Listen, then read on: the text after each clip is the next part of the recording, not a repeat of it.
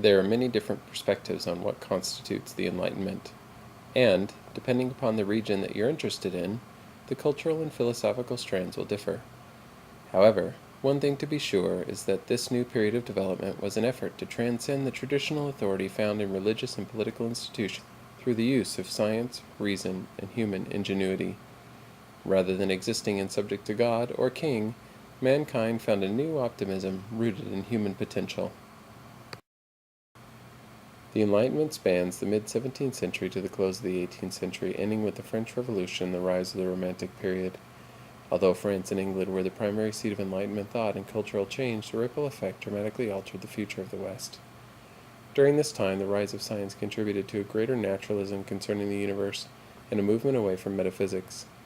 While remaining devout, the period's major scientific figure, Isaac Newton, discovered a set of natural laws which demonstrated that the universe obeyed fundamental physical principles that are consistent and predictable.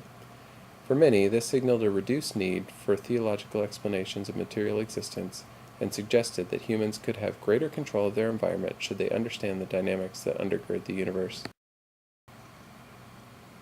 The medieval and pre-modern Christian worldview perceived that true knowledge was primarily divinely revealed rather than discerned through human insight.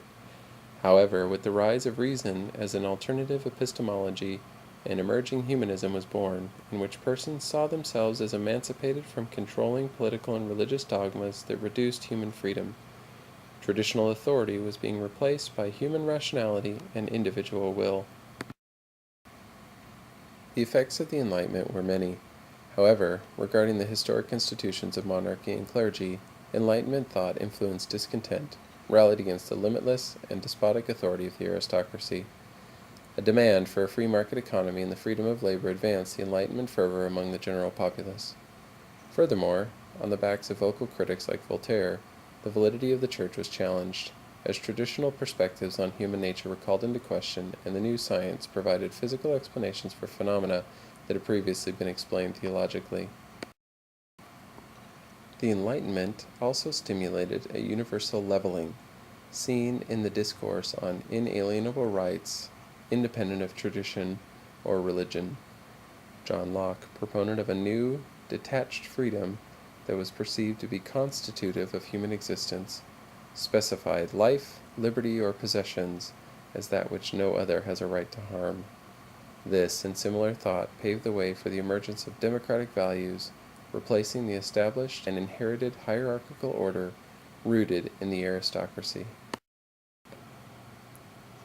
The historical impact of the Enlightenment period resulted in a growing secularism, in which reason became the new epistemology and science was the methodology.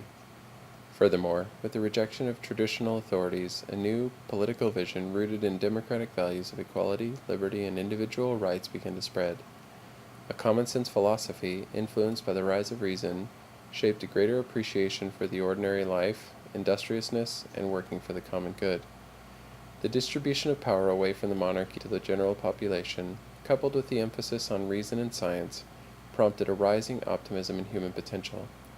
This was seen in the capacity for humans to control their environment, transform social institutions to be more moral and just, and experience a more profound happiness due to an improved world. Despite being separated by the Atlantic Ocean, the colonies were not immune to the effects of the Enlightenment in Europe. A unique brand of American Enlightenment emerged, bridging the gap between the radical European secularism and an American landscape dominated by Puritanism. While there certainly was not consensus among thinkers in the colonies, some general trends did emerge in the American reactive Enlightenment thought.